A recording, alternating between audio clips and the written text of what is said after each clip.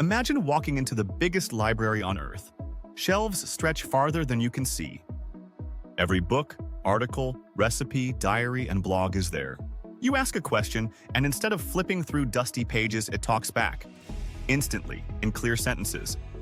Now imagine the library itself wakes up. That's what a large language model, LLM, feels like. Let's break it down further. Large equals enormous amounts of text. Language equals words, sentences, conversations. Model equals the recipe or system for predicting how language works.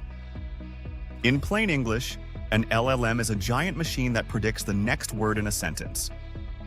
Think of it like a super smart parrot. The parrot has overheard billions of conversations. After a while, it doesn't just repeat words. It starts guessing what usually comes next. So when you say, "once upon a," it blurts out time, because it has seen that phrase a million times before. Key takeaway: LLMs don't think like us. They predict.